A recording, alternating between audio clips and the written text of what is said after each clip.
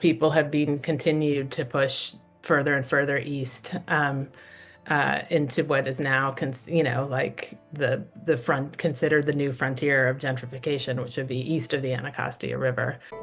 In the early 20th century, developers and white citizens associations in Washington, D.C. used racially restrictive covenants to prevent Black residents and, in some cases, other groups from buying or even leasing property.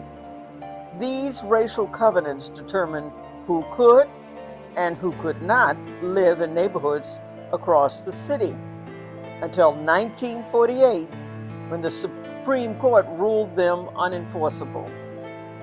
But the impact of legal segregation in the nation and its capital was far from over.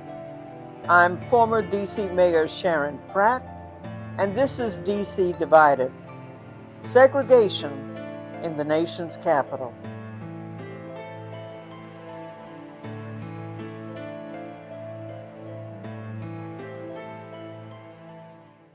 So this is our work in progress since 2014, mapping racial covenants in DC.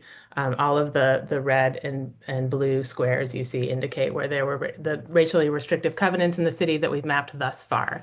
And so they were filling neighborhoods such as Bloomingdale, for one, which is this neighborhood I'm circling just south of Howard University in the McMillan Reservoir.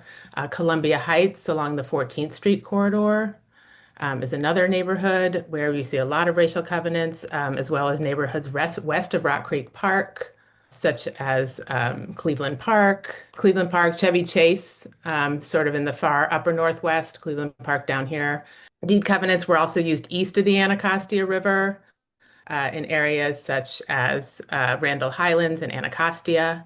And in the 1920s, white homeowner groups called citizens associations began organizing to add racial covenants on blocks that were not already restricted. So, for example, in Mount Pleasant, which is sort of this teacup-shaped neighborhood, racial covenants filled the neighborhood in the late 1920s.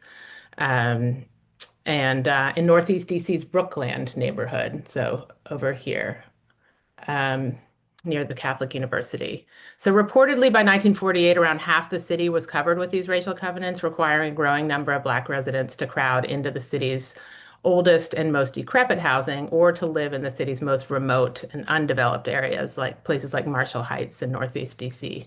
So covenants prevented much of DC's burgeoning Black middle class from living in more desirable areas, and this was the context in which Black Washingtonians began buying houses with racial covenants in the face of lawsuits to keep them out. You know, one of the most fundamental things that racial covenants did was attach greater value to areas where white people lived, and a property was worth more literally because of who lived in the building. It didn't matter.